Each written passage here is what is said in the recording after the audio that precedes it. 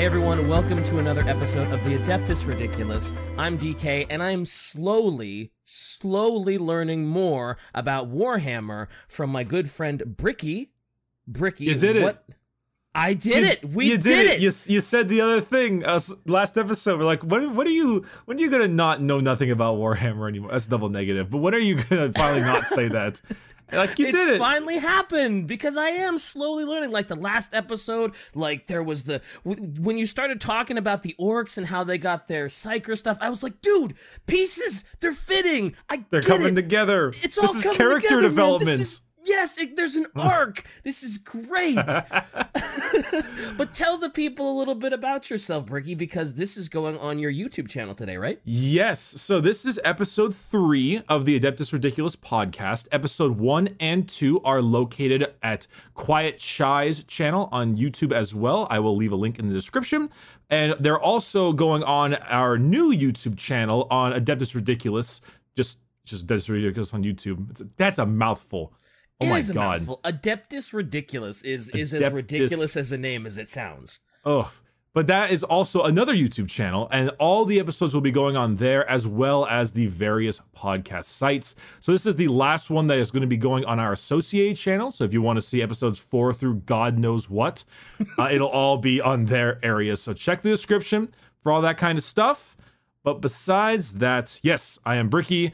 I have been a almost lifelong Warhammer fan, the lore for a while, played the game, and I am telling DK slowly but surely the history, the lore, the world of Warhammer. We started off with the Death Corps of Krieg for episode 1, kind of like a nice little, like a fun fan requested one. Then we jumped into the War in Heaven and the Silent King with the Necrons, and today, you want to tell the people what we're doing?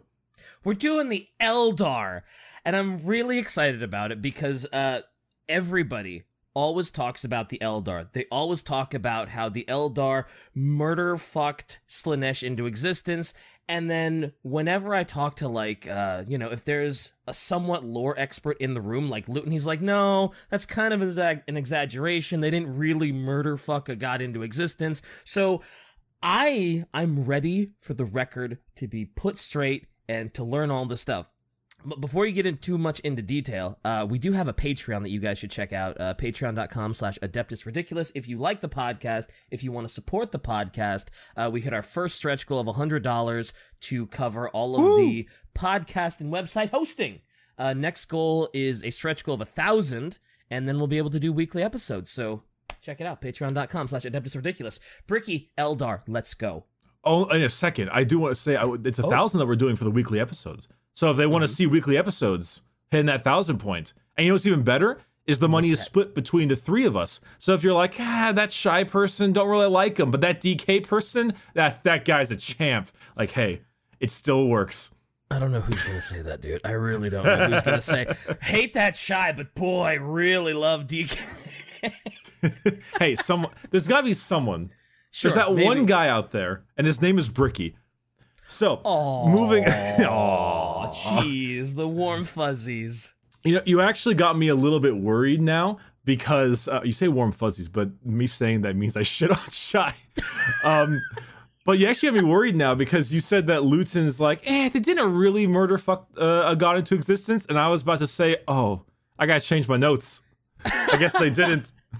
I think Luton knows everything, and when you know everything, there's too many actualies. So there will definitely, and I do mean definitely, be a couple adjustments here, but I am here for the short version. That's my whole goal. Watch Luton will respond to this with like a tweet and be like, DK, I didn't say that. You're a liar. How dare you misquote me? Isn't that funny though? Because by saying that alone, he's doing an actually. That's true. We got him. You can't win, Luton. We got him. We got you, Luton. We got to have him on the podcast one day, though. Yeah, special guest, Luton. Yeah. Okay. So the Eldar. So you actually mentioned that you were actually kind of excited about the Eldar, both because people were talking about it. Do you like elves in general or something? Not really. I mean, elves are fine. Me too. Elves are fine, you know, the usual meme about why you like elves. But also I know there's like is it a subset like the Dark Eldar that are all kinds of fucked up too, and they're real weird, and they look like Stalker from Warframe, and obviously a big fan. So I just think they're really cool and really interesting from what I've seen of like the minis. So I'm kind of just stoked to learn about them and why they look so damn cool and what they're all about. That's fair. I think definitely the Craft World Eldar, which is kind of like your vanilla Eldar. I think their minis are a little bit weird. They have like bowling pin heads. But the Drukhari or the Dark Eldar, they look cool. They have like Jabba the Hutt skiffs. They're like lots of like raiders, and they have they're pretty creepy.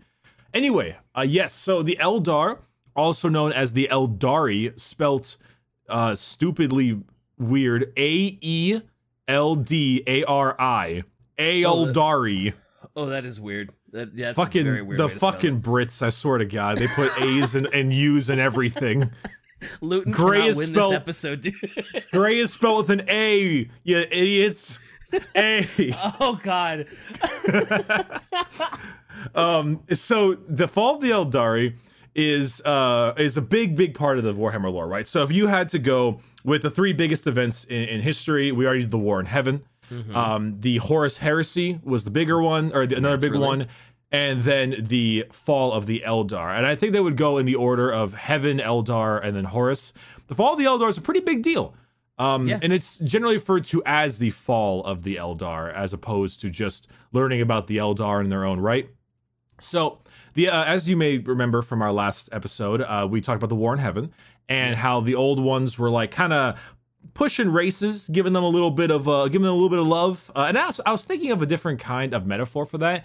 And do you remember? I know we all like Mass Effect around here, but do you remember when the Protheans gave like the Asari like their biotics and kind of like taught them a little bit? Oh yeah. I remember. Yeah, that. It's kind of like that, but a little bit more powerful and 40k like. Okay. So that, they kind of like raised up the Eldar, helped them out a lot. And so after the Necrons did their giant murder, war, genocide, they all went to bed, right? Of course. And so then the only people who really remembered them in the long annals of history were the Eldar. And so a lot of the actual lore from the Necrons you might get from Eldar, because they're the only people who even remember them. But the Eldar at the time, this is around, I'd say, early 30th millennia. So the Horus Heresy took place at around year, what was it, 30,000, 31,000, I think, something around there. So this is a bit before that, right? This is a bit before that. And the Eldar, the humans were kind of just stuck to their own solar system, or if they weren't, they were just barely any farther. Right. The Eldar spanned the whole galaxy. They were everywhere. They were just the dominant race. The only other race that could even challenge them were having nappies in tombs. And they didn't even notice them. The good old Necrons. Necrons were all having a nap, and the Eldar were they're everywhere. So and no challenger, period. There's nobody that's going to really do anything to them. Tyranids haven't arrived. I mean, maybe the orcs, but they weren't really a problem at the time. You could have had some demons and stuff here and there, but they weren't as prominent. They were just the dominant race. They were as much of a threat as any other animal that's not a human are as a threat to humans currently, like on Earth in modern day. Like the only time there's any threats for us right now is like, I don't know, you're with a bear in the wilderness, and if you have a gun, who cares, right? Like nothing is challenging us right now. And with the bear, you can play dead and it'll go away. So I watched this movie called The Revenant, and I don't know if that's true. Oh, well, fair. Forgot about that movie, but you bring up a good point, sir. So the Eldar, they themselves, as a race, they're obviously space elves. They got the pointy ears and everything.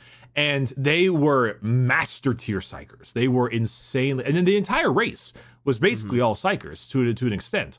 And as they are all psychers, they have the ability to be able to just really, it's difficult to explain just the sheer volume of what they could do, of how much they could do. In fact, they had such a mastery of the warp and the immaterium that they could, in fact, like form physical materials out of its essence alone. They call this stuff called like Wraithbone. There's a bunch of units in the Eldar Codex called like Wraith Knights, a Wraith Guard, Wraith Lords, and that's like a special material that they can create out of the energy of the warp itself. And they're actually it's pretty damn fucking strong. It's like a psycho-technological thing. It's very weird, but the fact that they can take like the essence of hell and turn it into constructs, they're doing pretty hot. Yeah, that's pretty good. That's a pretty good ability to have, sure. Yeah. They're doing perfectly fine. Yeah. But so the problem is that, and you know, I'm sorry, but I'm gonna use porn a lot in this episode. Because it is the best example for a lot of this stuff. All right. So at some point around like the 24th, 25th millennium, somewhere around there, the Eldar reached the point of excessive stagnation. They had to do nothing. The individual had no like point. They had so much that was just free. They had no shortage of food. They could travel using the webway, which is just better than warp travel in almost every single way. There's nothing that you as a citizen are worried about. You have no struggles of almost any kind.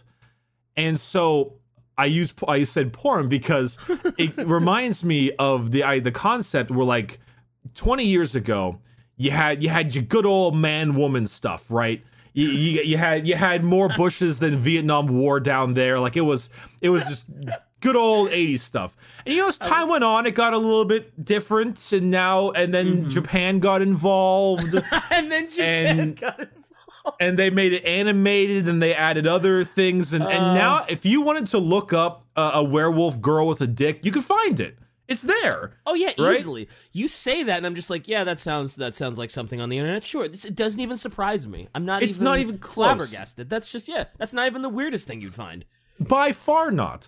And so because of this, the Eldar themselves experienced emotions, just their own personal emotions, much more powerful than humans do. All kinds of sensations, pain, sadness, happiness, pleasure, all that kind of stuff, all was like at a good old 50% up compared to a normal human. So because of this, and the fact that they simply did not have anything that the individual needed, they started creating this wonderful thing known as pleasure cults. Oh boy, this sounds like a riot. Let's go. So a pleasure cult. So think of it like you got like a politician, right? And the politician sneaks away to that back alley where a bunch of women like just start like punching each other and then have sex. And they just find like depraved random shit like that. Like there's always that politician that goes in the background and finds that creepy underground crap. Did you watch The Boys? The Boys. I just started it, dude. I'm like 2 episodes in. Perfect. Remember the first episode they go to that club and it's all the superheroes are in the club and they're all just doing a bunch of fucked shit? Yeah. They're like having levitation sex and like the bendy dudes doing all that weird. It's shit like that. So pleasure cults were that, and it was all dedicated to the experience of every sensation, pleasurable and painful, that life had. Okay.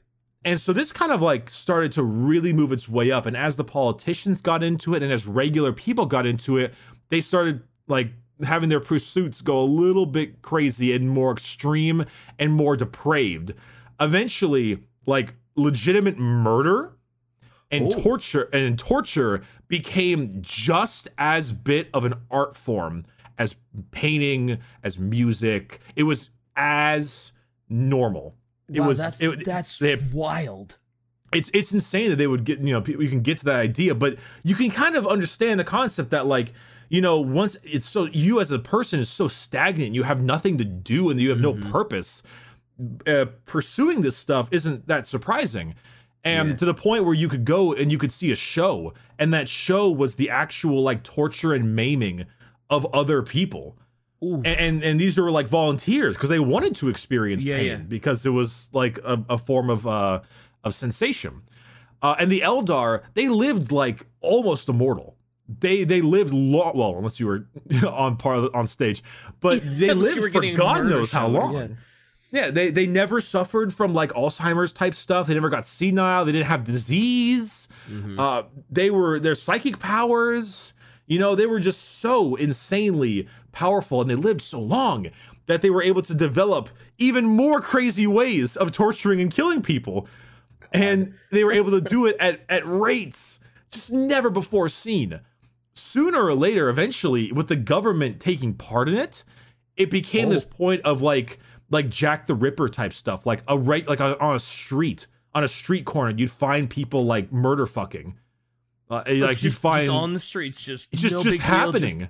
Jesus Christ! Like death was everywhere in the millions of lives. People were just consistently like boning and murdering each other because that was the only thing they had going for themselves. They had these cults, these pleasure cults. They were so interested in it. And then these fucking boomers came along. And some of these goddamn boomers were like, you know what? This is some smut. And they left. And so some Eldar were like, oh man, our society is getting a little bit corrupt, man. I don't know if I like this. And so a lot of them would just bail. And they would go to like colonies on the far, far, far reaches of space. Just to get away from it all. Yep. Yeah, those are the boomer Eldar. They're known as the Exodites, because like, you know, exiling. Because they exited, huh? Right? Yeah. I got jokes. I heard that Shai has a gun, and I'm waiting. Okay, I don't like JoJo, but you know that one part when he like turns the paper and the gun comes out.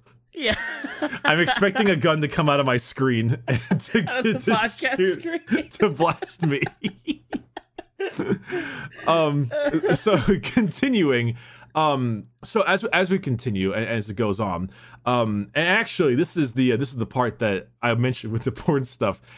So I don't peruse this very much at all, but I have seen the great meme of that farmer guy who says like, it ain't much, but it's honest work. And it's all of those tags on like hentai websites. And it's like all of those insanely depraved tags. Oh God. And it has to moderate them. And it's like shit like that. So that was just the Eldar society with those tags. Screenshot those tags. Bottom text, top text, Eldar society. We live in an Eldar society. Oh boy.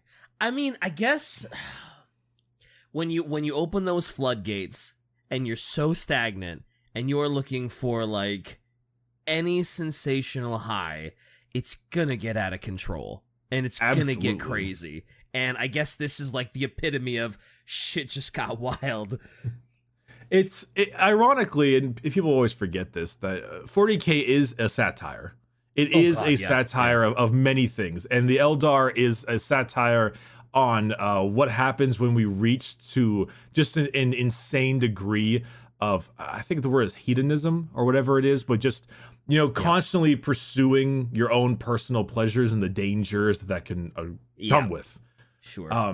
So as that continued, a lot of the time, you know, with all these people dying, naturally, as you know about the warp, a soul enters the warp when it is killed. Right. Because it's basically hell. The problem was that Eldar, because we had in the billions of people being murder fucked to death and all that shit, they would enter the warp not only in huge numbers, but they would also enter the warp as psychers, and psyker souls are far more powerful than regular souls, and they're dying feeling such immense pain and / or pleasure. Right. And it's just a bloat, right? Yeah. Just like how the war in heaven bloated the warp, exact same deal here. Because you had uber powerful psychic beings experiencing insanely large heights of emotions and numbering in the billions. Right? I was legitimately about to say it's just like what happened with the War in Heaven when those certain sections got super bloated because it's the realm of chaos. It was like it was like centuries long war or something, and people are dying. I was like, it's the same thing. It's, you know, people are dying with these specific like emotions, and that one portion of the warp is gonna get over bloated and. And here we are. So so just like how Khorne, Tzeentch, and Nurgle were kind of quote unquote bloated or created. This is still the question: was Slaanesh birthed, or were they more so just given the ability to become bigger? And that's the real like in between. I'm more on the line that they just got the ability, because the warp itself fucks around with time. And so it makes a lot more sense that in the realm of chaos, you had Khorne, Nurgle, and Tzeentch, and now they're all big players. But then you had Slaanesh somewhere in there, tiny little realm, right? Little apartment building. And because of that, this is a very specific kind of chaos, right? Yeah. Excessive, like the Prince of Pleasure, the unspeakable excess. And to have that bloated, it does make sense that it wouldn't really happen in the War in Heaven, especially because they were robots. No emotions there. No souls. No souls are fair. So then, after enough time and effort, though, our good friend Slaanesh, which is known as the Prince of Pleasure. Slaanesh doesn't really have a gender per se. They just are. A lot of the Slaanesh models and stuff, they look, I think the term is androgynous. They look like male-female hybrids. Often they kind of have that in-between thing. So they're called the Prince of Pleasure, but they don't really have a particular left or right. They don't have like a gender role. No, they're just Slaanesh. Yeah. But as that happens, the Prince of Chaos then, after that, started to really start to bundle up, and it started to reach a tipping point.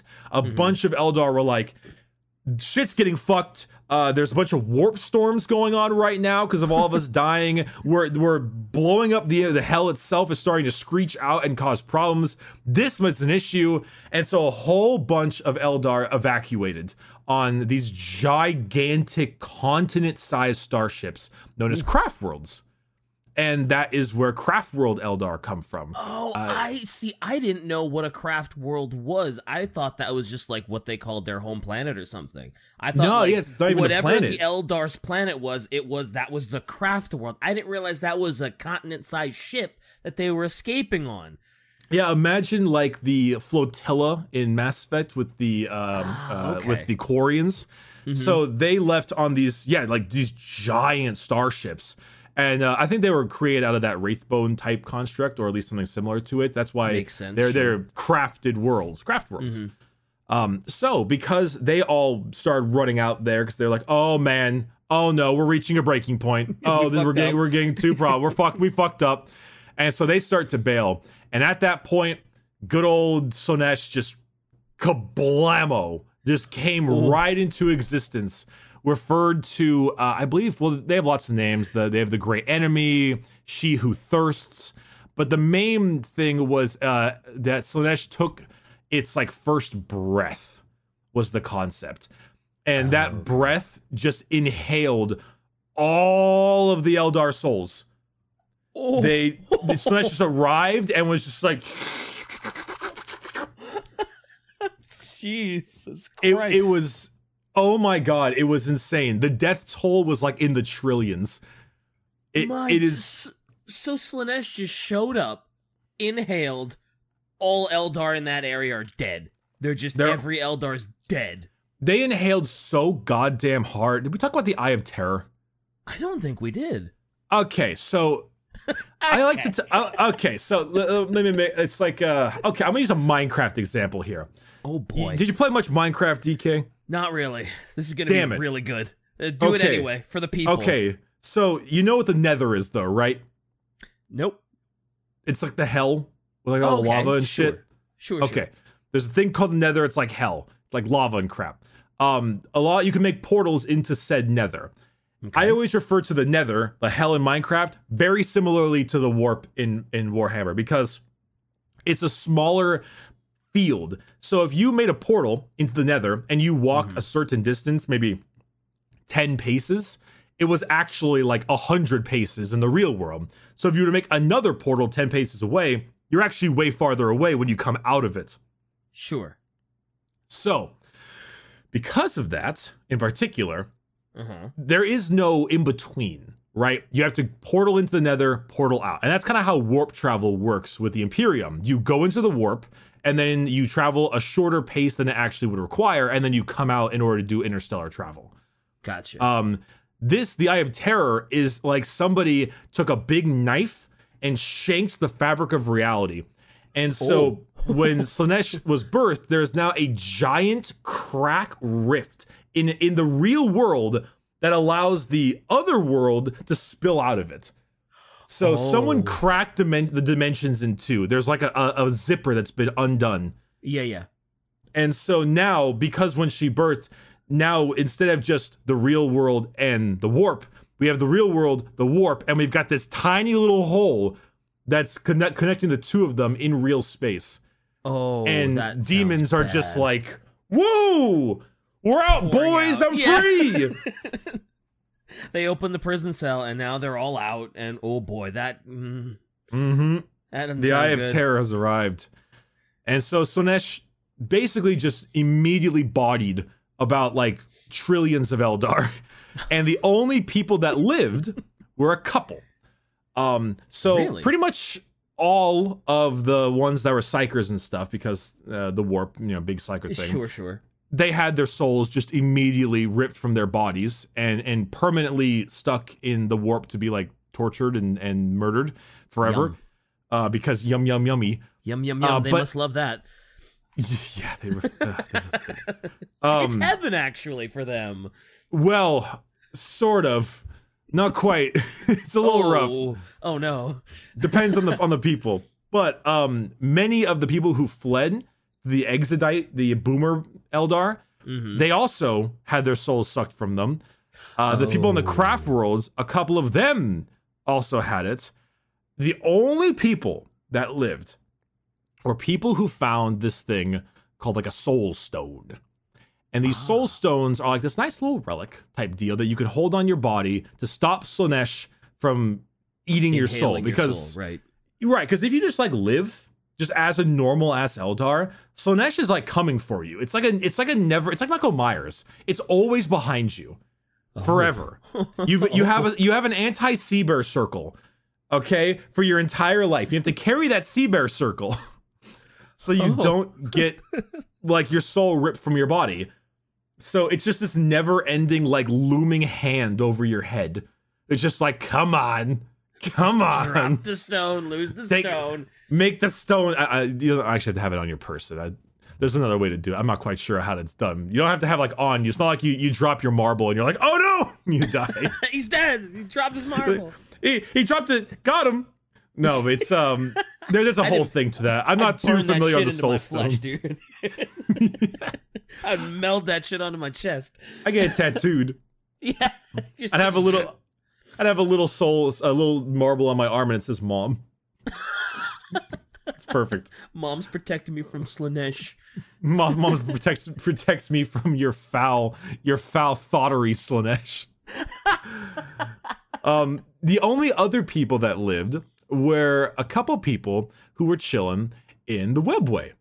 And the Eldar Webway, I mentioned the Webway before, it's like the portal system. So you can have like your own realm in said Webway. And so during the height of their empire, and by height I mean, their horribleness, there was a city in the Webway called Kamarog. And Kamarog is just like it's a total fucking mess. It's like giant spires that are constantly shifting and adjusting, and time is all weird, and it's a mess. But that was like your pirate haven. You went in there if you wanted to do like some serious murder fucking. Like that was your bad man zone, right? You'd go there. That was your secret island where everything goes. Man, how does murder fucking get worse exactly? Like what's more extreme than what was already going on? How do you get more bad mamma jamma? You go from murder fucking to torture fucking. Well, fair. And so that's where they did all that fun stuff. Stuff. But a lot of the time when Slaanesh was starting to do their shenanigans, a lot of the Eldar attempted to flee into said Webway to get away from everything going on. So those in the Webway didn't actually get their souls consumed. Okay. But Slaanesh has like a little pinky finger. She's got a pinky finger, and she's she's a cat. and she's pulling a mug off of a table. All right. Somebody has to make that picture, by the way. It's this little Somebody Slaanesh little listening, pinky. that fan art has to be made. The Slaanesh cat. It ready to smack the fucking thing off the table. And that's them, like, it's pulling their souls. Mm-hmm. And those people in the webway were like, shit, we got a time limit. So yep.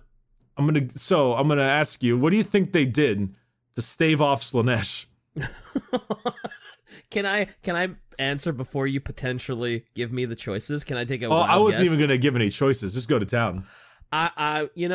I'm gonna guess they just didn't fucking do anything. They just kept on doing their hedonist bullshit, torture shit, and they just didn't care, and just Slaanesh got fat as fuck. You are half right. Oh. Those in the webway are now known as the Drukhari, or the Dark Eldar, because they found out that they can keep Slaanesh's little pinky finger off of them by doing Slaanesh things. And that's what they like doing already. Yeah. So the reason why the Dark Eldar are so horrible, the reason why having the Dark Eldar enter your planet as a raid is the worst experience you could possibly have, is because they are keeping themselves alive. Because the more torture, the more maiming, the more murdering they do, the more Slaanesh won't attack them. Okay. See, I had heard about the Drukhari and the Dark Eldar being horrible and being... I think on one of Shai's art streams, you told me about some of the just horrible shit that they did, and it was the worst possible experience. And I was just like, man, it must be because they're just... It's just Warhammer. You know, they're just one of those Warhammer factions that... they're just awful. But it's because they don't want Slaanesh to take them. I get it now. It makes sense now. Or they don't want Slaanesh to, like, attack them and the pinky finger to just... Gotcha. It's a little bit of both. Okay, so we can be in agreement that elves are pricks, right? Agreed. 100%. Elves are douchebags. The Dark Eldar have more of a, like, we were the height of our society. This is our genetic destiny. This is who we should be. So it's like both. They don't want that to happen, but at the same time, they're like, well, we kind of like it anyway. And all those craft world boomers, they're a bunch of bitches. It's a win-win for them. Yeah, they're fine by it. Kamarog is the main Dark Eldar city. That's the Dark City. The Dark Eldar, they go out to different areas and they raid, very piratey, kind of like they fly in on skiffs and they're kind of hanging off the side and they're firing and jumping off and attacking people. But they're mainly there for slaves. They're there to get slaves. They take you back. You get tortured for like 20 years, maybe longer. I mean, if they can keep you going. Warhammer, that's not. Yeah, that sounds about normal. Yeah. It could be worse. It could be worse. They do lots of things to you, lots of very bad things. They flay you and they remove your fingernails and they do all this kind of shit. But the main thing is that once they've exhausted your pain, once you your mental state has just finally broken, they tend to turn you into like furniture. Right, I remember you telling me about that. Yeah. You can be like they'll take you and they'll like do some shit. I don't know exactly, but they'll turn you into like a couch or like a chair or something, so and like they'll forcibly mold your body in that way. But they'll keep you alive. So if you go to it's called the homunculus, the homunculi covens, and the covens will have like a room, and they'll go sit on the chair. The chair will be like, ugh. That's so fucked up. It's just like a dude or like three dudes together, and it's like, ugh. And so that's so fucked up, dude. That's wrong. So that's your life for like eternity. They keep you alive for like 1,000 years at that point. It's like, I hope you like being a chair. 1,000 years as a chair fused with like 3 other people. Yeah, I can imagine how getting raided by the Dark Eldar is it's worst thing that can happen to you in Warhammer, you think? Worst possible thing? It's definitely up there. Top 10. It's probably number 1. Ooh. But we're getting a little bit off topic on the Dark Eldar. Yeah. Besides that, the Craft World Eldar are the other faction of Eldar. They have their soul stones. They themselves are trying to go a little bit back into the olden days of the Eldar. They're trying to kind of reclaim their old glory. They themselves are kind of a dying race, as are all the Eldar. They're all, not really to say dying, maybe I think they're kind of stagnant now, but they're certainly not improving very well, because every time one of them dies, their soul just kind of goes to Slaanesh. So, oh yeah, like you don't even get to pass into the warp calmly. You have to actually go through it, and like Slaanesh will just take you. It's pretty horrible. That sucks. That's Even if you have a soul stone, you just go right to Slaanesh, huh? If you have a soul stone, when you die, you get put into said soul stone, and so the Eldar can preserve your soul so Slaanesh doesn't kill you. Right. Oh, okay. So that's how that is. So it's not ideal, but it's better than going to Slaanesh. Oh God, yeah. I can't imagine if you're a boomer Eldar. I can't imagine there's anything worse than like dying and being like, well, guess I'm going to Slaanesh for an eternity of torture and pain and just. Guess I'm doing the thing that I ran away specifically because. Yeah, forever now. Great. God damn it. The only other thing that we can go on to the Eldar, we could talk about slightly, is the Harlequins, which are demon clowns, so to speak. They're like demonic jester Eldar. Oh yeah, I've seen their minis. Everybody complains about painting the checker marks and how hard that is to freehand onto their thighs because it's not. I guess it's not like a sticker or a decal or anything. You just get the mini and it's just a blank thigh or something, and everybody tries to checker mark them. Yep, it's really fucking hard. But yes, the Harlequins are the last one. They themselves have a god, their own kind of gods. The Eldar have gods, like their own miniature gods, not the Chaos gods. Like about 5 of the 7 of them were killed by Slaanesh when Slaanesh arrived. But wait, there's so 2 Slaanesh left. arrived and he didn't just kill the Eldar, he killed their gods too? Yeah. Oh. Yeah, Slaanesh is hardcore. Yeah, Slaanesh is, oh boy. Eesh, that's a big suck. It's a hard suck. It's a big hard suck. One of the gods though that did live was a god that no one can pronounce correctly. It's called Kegarok or like Segarok or something. It's the laughing god. It's the god of the Harlequins. And basically that god likes to be a little douche and play. Remember that deceiver guy we talked about in the last episode? Oh yeah. Where you could kind of like that. He's one of their gods. Sure. Yeah, kind of like that. Where he's just like I'm gonna fuck with you. And so one thing he did was he like they always talk about him playing pranks on Slaanesh, and one of them was rescuing a whole bunch of Harlequin souls so that they can't consume it. And so now he's got a bunch of Harlequins that are like not under the effect, which is cool, but he's kind of a shithead. Yeah, why didn't he just save all the Eldar? Well, I guess he couldn't save all of them, but if he could, yeah. But I mean, he could. He makes little raids on Slaanesh's, I guess, cabinet. His little food cabinet. His food cabinet. Slaanesh fucking pantry.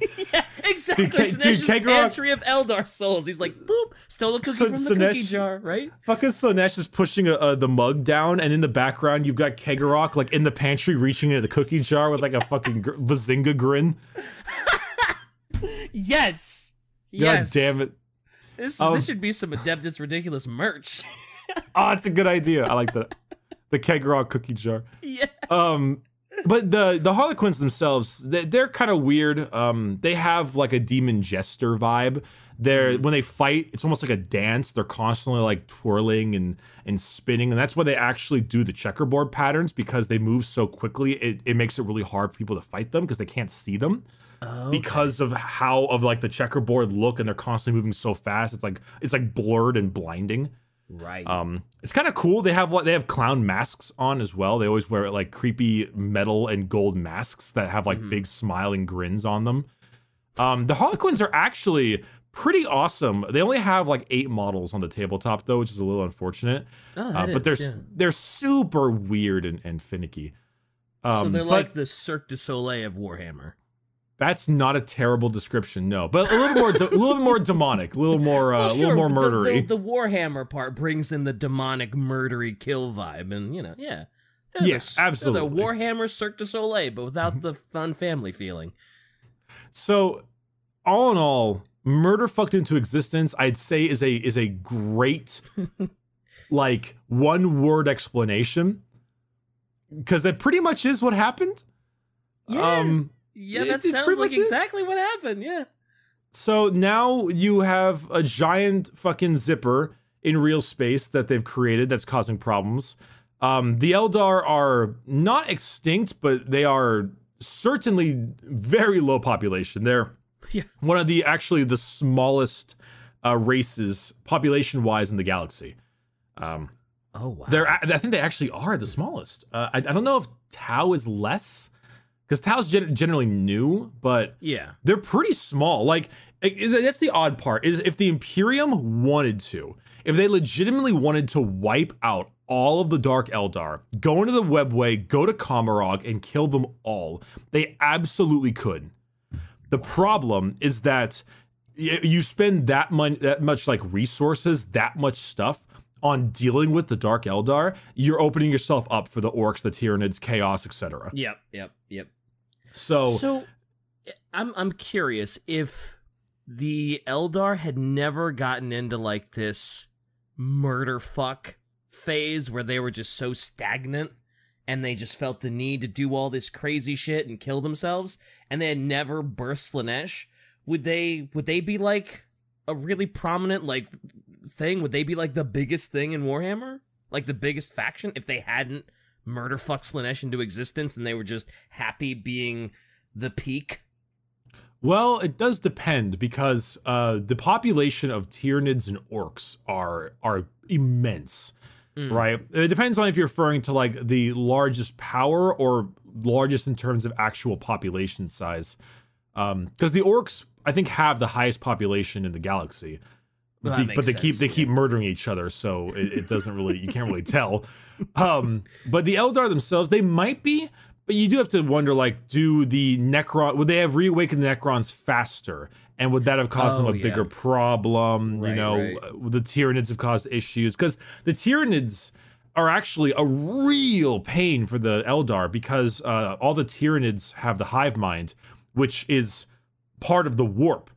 Often, the reason why Tyranids are so terrifying is when they arrive to a planet or like near a planet, they have this thing called Shadow in the Warp, where they like cut off a section of the warp and they suppress it. So the only way to have interstellar communication is to use the warp. So if a guy is like, oh shit, bugs, he has to use his brain blast and go tell the Imperium that we're under attack.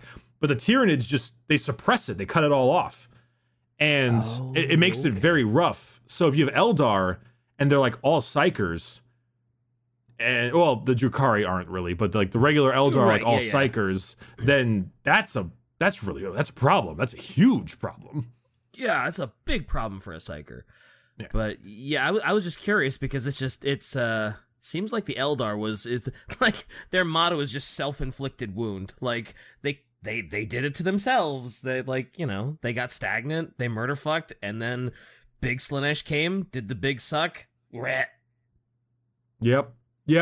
Pretty much. It's I don't think there's not really any other major ways to describe it. It really just comes down to them boning each other way too much, creating a god, and now they're all in a very bad spot. Besides that, though, they are rather interesting in terms of like the tabletop gameplay. They're generally like hit fast, hit hard, but very squishy. Lots of psychic shenanigans as well. Glass cannons, pretty much. Yep. Especially the Harlequins and Drukhari. As for like a little bit of the lore, it's a little interesting because we didn't really talk about the Ynnari, which is a bit of an important topic, but I have to save all of the Gilliman memes for that, so I'll have to wait on that one. Because that's an important section. Okay. But often, if you had to choose any faction that works with the Imperium the most, it's probably the Eldar.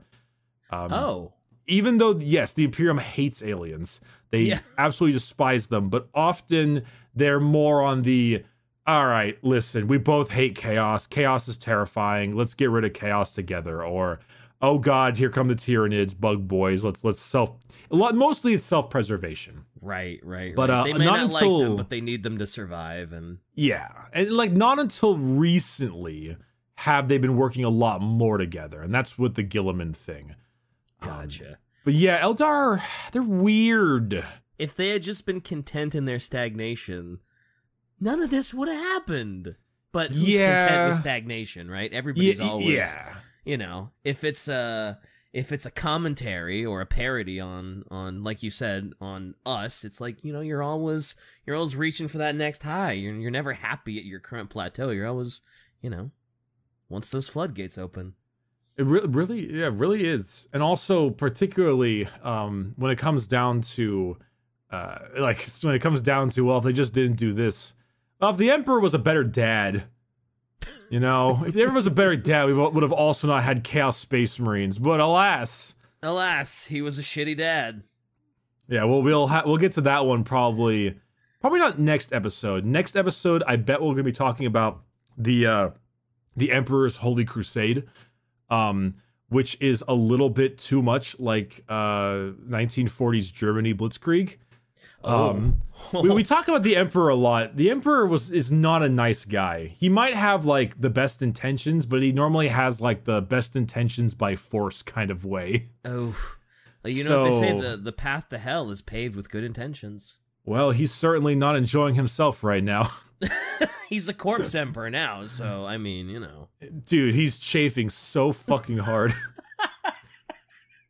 Nurgle gave him an itch in his nose and he can't scratch it. Oh, what a douchebag. He can't scratch. Besides that though, I think we're good. Because I can't think of anything else. Anything I missed? Yeah, well, there's plenty I missed, but that's because... Sure, but it's been a nice overarching, just sort of a summary, a brief 1-hour summary of the Eldar and where they came from and how they got so fucked up. And boy, did they get fucked up. They got so fucked up. So fucked up. The big suck fucked them up. Ooh. But yeah, are you starting to realize why the Silent King is kind of cool? Yeah, starting to realize why the Silent King is kind of cool. I mean, last episode when you were talking about him, I already thought he was really slick. Not knowing anything else about him, he was already slick. But now, yeah, it's a somewhat competent leader that feels remorse and wants better for his people and doesn't just want to go off on a murder fuck orgy and, you know, doom your race. Thank you everyone so much for watching this episode of the Adeptus Ridiculous, episode 3. If you are watching this episode on my YouTube channel, do be sure to check out the description to the first 2 episodes on Quiet Shy's YouTube channel, as well as the links to the official Adeptus Ridiculous YouTube channel itself. We will be uploading all the prior and all the future episodes there, as well as the various podcast sites. If you like listening to podcasts on many of the things like Apple and Spotify, there is a damn good chance that it's there. So you want to listen to it in the car, whatever you got going on, it would be an absolute pleasure. Besides that, my name is Bricky. We will see you next episode. DK, you want to shout yourself? You can find me on DK Diamantes everywhere, Twitter, Twitch, YouTube, Real DK Diamantes on Instagram. Check out the Patreon, patreon.com/Adeptus Ridiculous if you enjoyed and want to support the podcast. Even if you don't, episodes will still be free. That's my show. Hell yeah. All right, we will see you all next time.